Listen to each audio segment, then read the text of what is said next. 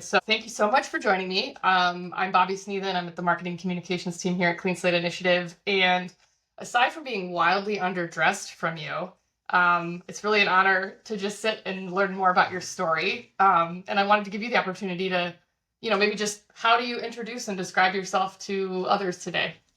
Absolutely. Well, it's a pleasure to be here. Thank you for having me. I always like to spread the word about record cleaning measures. Obviously located in California, but my name's Jared Villery and I work for the Anti-Recidivism Coalition. I've been working here about a year and a half. I actually started working for them while I was still in custody. I was incarcerated for 21 years from the age of 19 to about 10 days before my 40th birthday. Um, it was a wrongful conviction, but exoneration was never in the cards for me, unfortunately. Drug deal gone wrong more than anything, and they called it a robbery. It's my word was theirs, so it's unfortunate. But that injustice led me into the legal field. I was 19 when I first, I spent 2 years in the county jail fighting it. And I remember being in the county after getting sentenced and sitting there with a buddy and telling him, I'm about to spend every day of the rest of my time in the law library. I'm going to learn everything I can because I realize I'm the only one who's going to really fight hard enough to try to get out. Nobody cares about it as much as I do. And so I slowly began pursuing an autodidactic education in the law. I picked up every book I could. I'd forego canteen and packages sometimes because it was a choice between affording a law book or affording food. So I'd take the book. A lot of times I did the same thing with college. But I spent, the next 19, 20 years being an advocate inside for myself and others, fighting against the system, fighting against injustice. I've argued the case before the Ninth Circuit in prison blues, oral argument.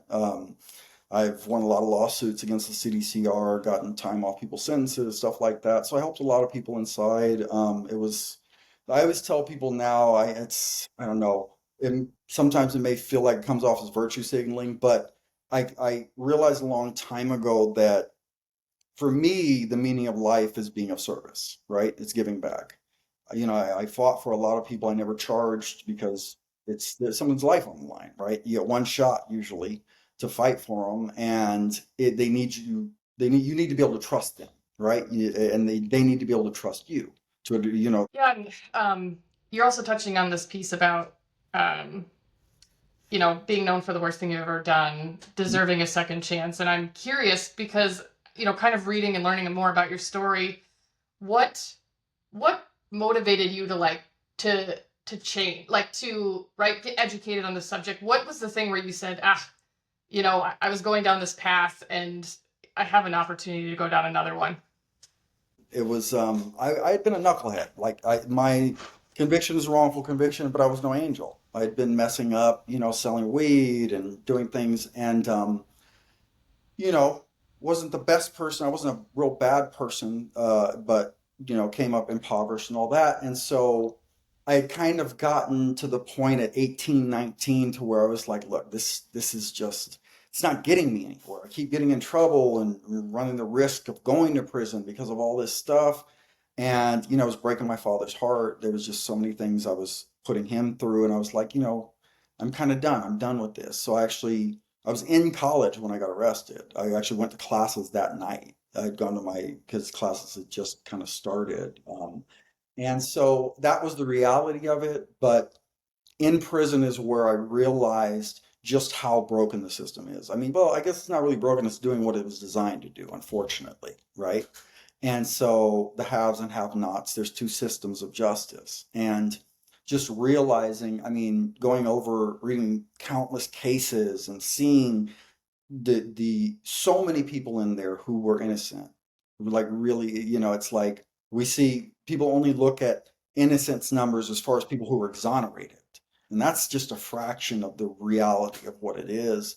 And just, you get to a point, I think a real core turning point though for me was kind of a realization of my own mortality, right? You're young and you feel invincible, but in 2007 I had two inmates, they tried to kill me. They stabbed me in the back. And so I fought them off on the yard and ended up Okay, I mean, I was lucky the knife only went in about 1.5 inches, so it didn't make it through the body cavity, didn't make it to organs. But that was kind of like a realization of like, look, this could end any day, and do you want to end being seen and as a bad person, or do you want to make yourself into the best person you can be, right? And another aspect of it was the being in there and being innocent. I was like, I am never going to let this time go to waste. I'm not letting any of this time be wasted. It's going to matter. It's going to count for something. So I'm going to educate myself in every way possible. I ended up getting, 5 associate's degrees, paralegal certificate, in addition to the legal education of my own and all that. And I just looked at, sky's the limit. The reality of it I started to realize it's a matter of you just don't take failure as the final outcome. You keep pushing, you keep going. You either find a way or you make one. You make things happen. And that's kind of how I fell into ARC's work, kind of a natural extension of what I'd already been doing. So I became part of the MCRP program. This is the Male Community Reentry Program in California. This allows people to serve the remainder of their sentences in the community on an ankle monitor. So you're still a prisoner, but you're in the community. You're in like a transitional housing type facility. And so I was there for 11 months, and about maybe 5, 6 months in, I started getting involved with ARC. That was one of the few places you could go to. And because you have to get passes and approval and all, you're on an ankle monitor, all that stuff. So I started coming here, and started discussing the law with people, and I know what I'm talking about. Modesty aside, I'm really good at what I do, and so I started talking to who was the Expungement Project coordinator or project manager at that time, who was my boss later. She saw that I knew. I mean, I started explaining SB 731 because I would follow legislation inside. And so, for those who don't know, SB 731, Senate Bill 731 is what created the expansive record cleaning relief, the availability of it for the first time in California in 2023. It was passed in 2022, took effect 2023. And what that did for the first time was allow individuals who had served time in prison, violent, serious felonies, to be able to get their records expunged. And so I already knew about the law. I'd followed it inside, and having known about the process, all that, I kind of fell right into it. I started doing stipend work. I wasn't officially hired until April 2nd of last year, but I was literally in custody for another month. So I was in the ankle monitor coming to work and, getting the work done. And actually, my boss ended up leaving the organization about 3 weeks after I officially came on. Welcome, new person. Right, you're new, and I had to take over. And so our project, because ARC was heavily involved, we were a sponsor to SB 730. I spent a lot of time educating various members of the community, legal service orgs. I mean, our work through the litigation efforts, our work educates the judiciary, because that's one of the things, is an issue. But so I've got a little off track, but so that's me. That's kind of how I got into it. I'm currently on track to take the LSAT probably August, or not August, October, because I had wanted to do August, but I've had these events with the mayor's office that I'm coordinating, so I've just had a lot on my plate. But so yeah, law school on the horizon. Loyola Law School is where I'm trying to go. They've got some really good criminal justice, what's it called, groups there, and various, like the Loyola Project for the Innocent and stuff like that I'd like to get involved in. So that's Yeah, me. you've been busy. Yeah. And I was kind of reading some of your I think it was a guest blog post online that kind of talked about your entrepreneurial spirit. In terms of like how driven you are, and you've had obviously a lot of experience kind of going down this path, and I'm curious, how has it shaped the way you look at justice and fairness in all this work?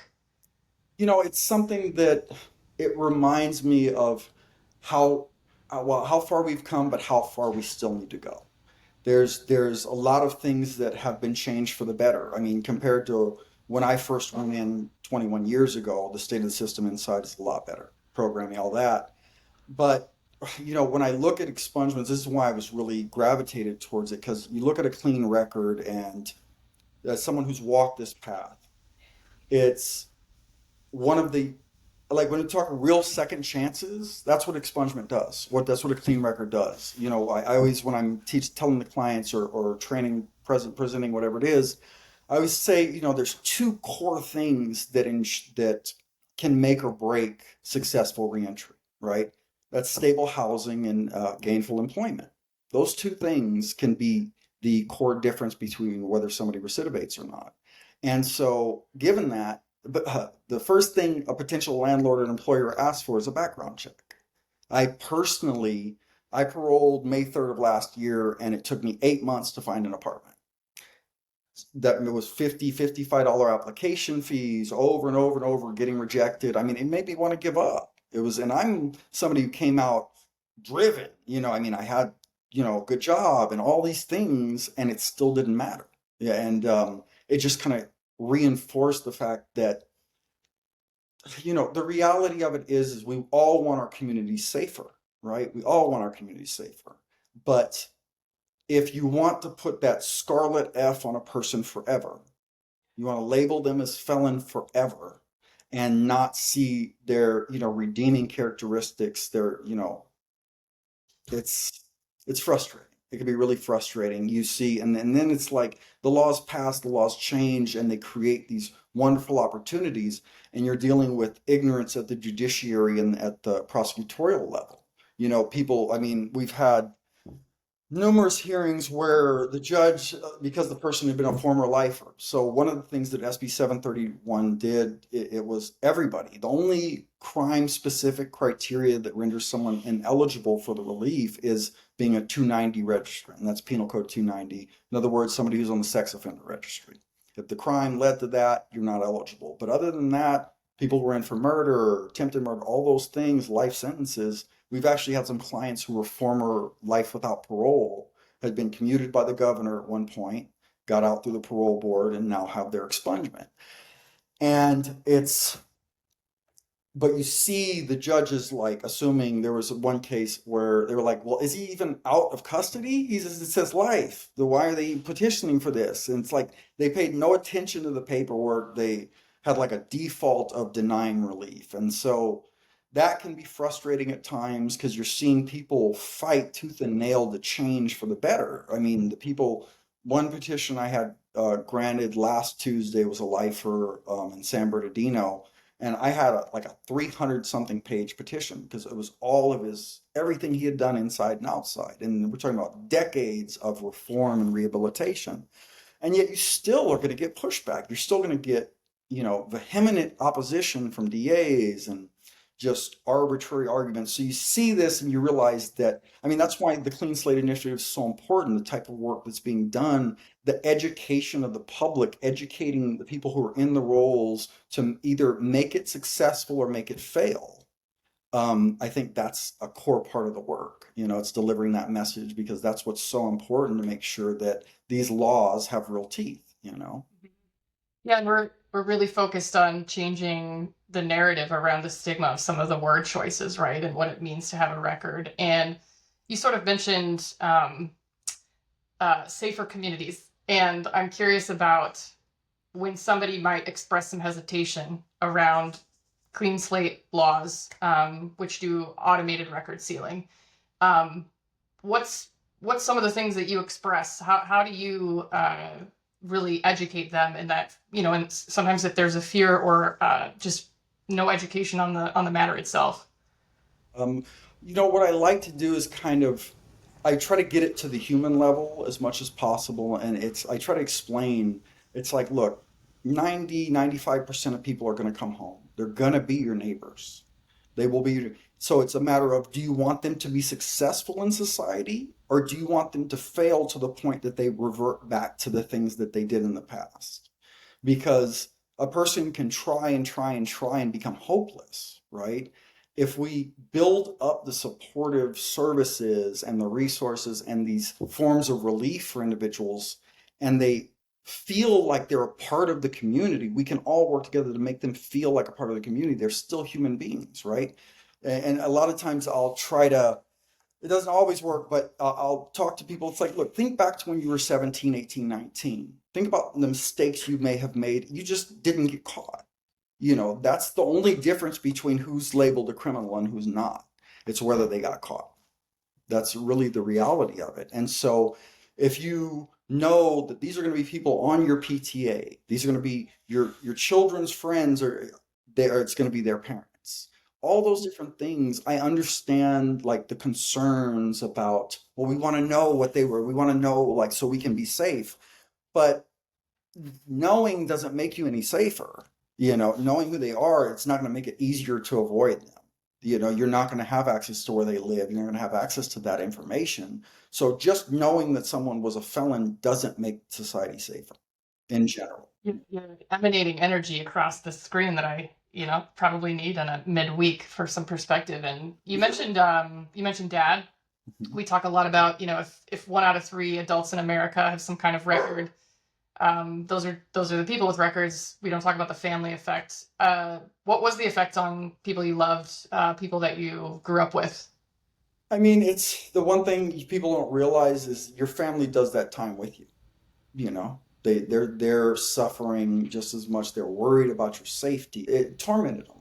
I mean, I lost the last good years of my father's life. He's alive, but he ended up being diagnosed with dementia in 2012. Early onset. He was in his 50s, late 50s, and last 7 good years, I couldn't even see him. I was in prisons in Central California, Northern California, bounced around the state because having been a prison litigator, you suffer a lot of retaliation over that, so harassment, false right, all these things that make it harder to get visits, harder to get on the phone. I mean, it was, every time I talked to him, I could hear the suffering in his voice, whether he's, no matter how much he tried to hide it. You see these, my sister grew up without me. She was 13 when I went in, and she was, God, 34 when I came out. And yeah, it's hard. It's really hard to live. I spent when I got out, I spent more than half of my life incarcerated, and so it's like you try not to get caught up in the, trying to make up for everything I missed with family, and but it's hard, people, you've got little cousins who don't even know you. I got my, essentially second cousins, my first cousin's kids who I had never met until I came home. They're 17, 18, 19 years old now. And you just realize how much you lost and how much you missed with your family, and time is the most precious commodity. It's invaluable. You can't buy any more of it. You can't barter or horse trade for it. And that's Yeah. just the facts of it. You, yeah, it's really interesting to hear, like, you kind of express more about, you just sound very hopeful, and it sounds like somebody, you coming out and sharing your story. I'm curious about what it, as we think about the stigma, as the barriers that you faced.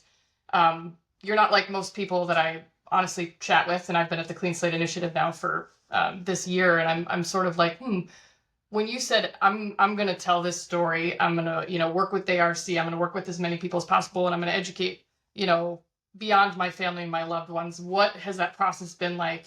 As I'm sure you've told the story a number of times, I'm sure you get a lot of questions from folks. Maybe talk me through that experience.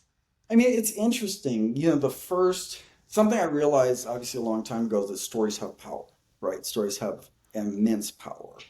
I, over the years, I realized that my story made it easier for me to connect with people who had walked that path, right? So in my work, I'm able to develop personal relationships with almost all of my clients because one of the first things I tell them, look, I was there. I sat in that 6x10.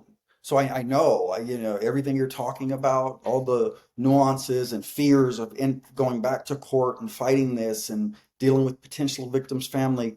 I get it. I know, I've been there. And just seeing the difference it can make in another person's perspective in their own situation. It's like, damn, I'm not alone. I'm not the only one out here dealing with this. I started the first thing I did was actually doing messaging on Prop 6 because my work falls under the policy department. We were trying to the End Slavery in California Act, and got close, but unfortunately didn't pass.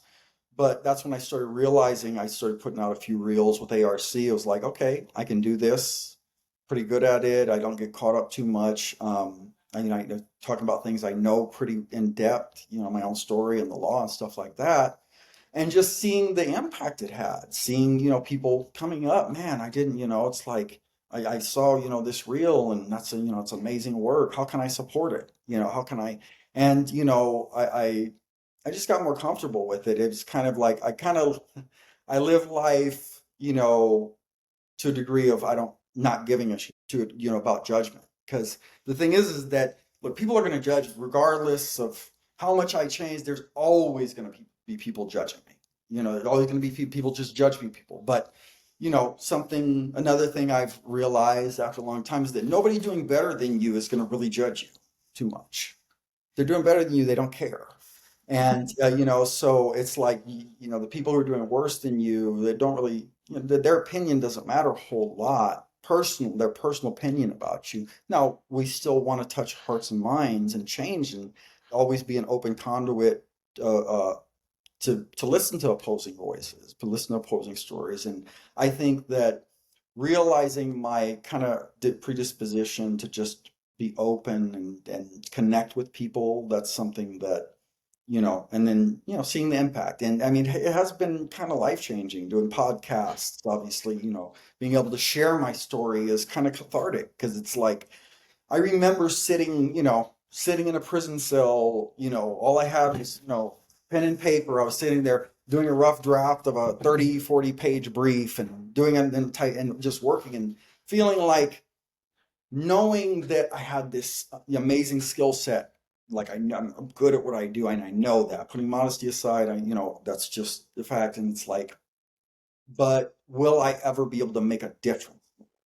Right. Will I ever be able to make a difference? And sitting, not knowing. I mean, I spent most of my time in prison not knowing if I'd ever get out because of the violence and all that type of stuff. And but then being able to share and open up, it's healing, being able to tell the story and get recognition from the communities of the injustice behind it all and all that. And so it's been an amazing experience. Yeah, we gotta feel something to change something, and sometimes that has to be pretty painful before we decide to make that change. I kind of want to zoom out a little bit and say, clean slate laws we've passed in 12 states plus DC. We're pretty motivated to get as many states as we can. Of course, we're shooting for 50. Let's be honest. I think about, we do automated record sealing for low-level crimes after people have served their time, paid their dues. What from your lens and your perspective, you're managing and supporting a lot of individuals who have to go through the expungement process, but when you think about scale and what this can do, what does that mean to you based on your experience and all the folks that you've supported, to have millions of people have their records sealed after paying their dues and their time? I mean, I think especially the automated, I think is an amazing concept. I would like to see it be broader for more serious crimes after a certain time. I would like to also see in a lot of these statutes a presumption in favor of expungement where litigation is necessary, where the filing is necessary, because it takes a lot of work to build up. For instance, so I can have a single client that has 18 convictions. I have to, we generally write our declarations so that they're more general and can be used, but that's essentially the work I would put in for 18 clients for a single person, right? And so it makes that's why I was saying it's an almost impossible need to meet when it's not an automated process. So having to, I honestly, I would like to see myself put out of a job, not needing to work on these cases so that, it was a smooth process. DOJ, for us, it's California DOJ could, review see eligibility and automatically clear them. That would be amazing because, it would save so much taxpayer money, public defender resources, DA resources that are used to argue against them. There's probably millions of dollars it would save just in the state of California alone if they automated the process. And so, I mean, think of where that money could be redirected to further benefit the community. And so it's like, that's why I believe automating, and we're currently, ARC is sponsoring a bill that looks like it's going to pass this year. It's Senate Bill 245. And that's to a degree trying to automate the process for former inmate firefighters, where the DOJ would be It's not full like automated, where it would be the DOJ filing the petitions instead of defense, legal service orgs and other places like us. But seeing that automated, I mean, that because so that people could know that, like, okay, I know I'm gonna have a clean record at this time, so I need to start building myself. So when I hit that point, it would give them something to look forward to. It would give them motivating kind of kick in the pants to get like, okay, I know I got out, I'm gonna be off parole in a year, and this will be in 3 years. But when I got out, it'll be off my record. So maybe I want to go back to school. Maybe I want to, go get my trucker license, CDL, all those different things so that I can be ready to go as soon as I hit that, right? I can line it up and start planning. And so now you're giving, um, you know, you're giving some autonomy, more autonomy is being returned back to a person's own life. They can plan ahead for the future instead of, God, will it happen? Won't it happen? Should I even pursue this education in this field? Because will I be able to get licensure? So why should I even pursue it? If it's a roll of the dice, whether I'm going to get the relief. And so that's why, I mean, I think there's so many different things that support and that, kind of prove that automating the process would be in the best interests of everyone. Yeah, you mentioned a lot of barriers that have been coming up in our research and that we just know. And you seem like an optimist to me, so I'm curious what keeps you hopeful right now. The thing is that I know as long as we are still fighting the good fight, there's a reason for hope. I mean, that's just it. As long as someone is still passionate about doing what's needed to be done, as long as there are still people, working, doing the lobbying, do all these various things, because it takes a village to do all this work. It's not, there's no one person that's greater than an organization. It's about all of us being united on a front and trying to make a difference in the world. And we can. I mean, the ARC is, I think we've been contributed to the passage of 36, 37 different bills, including SB 731. So we know from past experience that as long as you don't let minor setbacks stop you, then you will succeed eventually. It's just it's not a matter of if, it's a matter of when. But you have to keep going. That's the key. And I keep going, and I know a lot of people who do also. And I feel as long as there's people like us who can, there's always a reason for hope.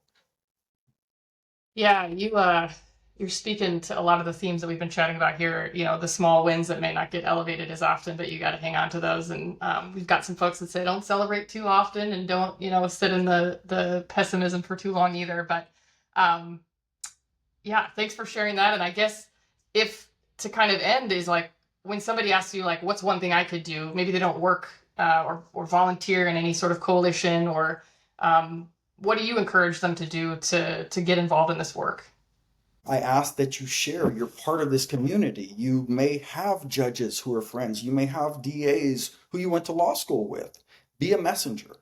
Be a messenger of change, right? Be a messenger of the expanded relief. Let people know in your community, whether I'm training other legal service orgs. I mean, I've actually had to train some to make sure they change their policies to include former lifers and people who had murder and all that who were now eligible.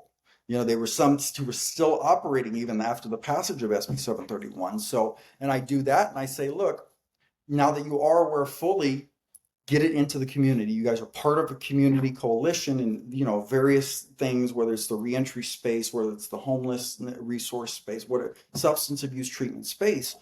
All of us can play a role in educating the public about this relief, right? I give them a short, like, look, this, you're eligible after being off parole for 2 years. Doesn't matter if you had life. This is the only thing that excludes you. Let people know. let them know that this is a reality. They can pursue careers. We're not limited to being working on a construction site or being a janitor anymore. The sky's the limit, but you have to want it. You got to, but you also have to know about the relief. And so that's something I encourage. I do my best to do outreach, like presentations with organizations and training people about what it looks like, how the process unfolds. And like I said, I just always encourage anyone I sit down with and answer questions about, I always tell them, boom, be a messenger. The people who have been granted relief through us, because a lot of them are my colleague. Actually, my colleague one was just granted today. He had an involuntary manslaughter in Amador County, and they pushed back, but we won today. And so it's like each one of them becomes a messenger, right? Because they're in the communities with other lifers, working with and so they're like, look, people who are doubtful and may have heard something, but then they can walk in a room and say, I don't know what you heard, but I got the relief. So, it's like, I don't screw what everyone else is saying. I got the relief. This is what's available. Let me connect you with my buddy Jared, and he can give you more information about, so stuff like that. Yeah. Yeah, that's a great be a messenger. Everybody has that ability to do it, no matter what part of the country or how you got involved in this. So, Jared, you're an awesome messenger for the Anti-Recidivism Coalition. It's been awesome to talk to you on behalf of the Clean Slate Initiative. Be a messenger wherever you're Taylor. You can send that along to us too. But we really appreciate your time, and we'll share links to kind of get involved in our work. But I really appreciate you kind of going into details about your story as well as how you help others. It's my pleasure, honestly. Like I said, I love the work, the Clean Slate Initiative. That's why I started following you guys, because it's like, oh wait, hold up, what's this? It's like, okay, 50. I mean, Yeah. it's amazing. So I think I'd love to see us work together on some things to further educate the public.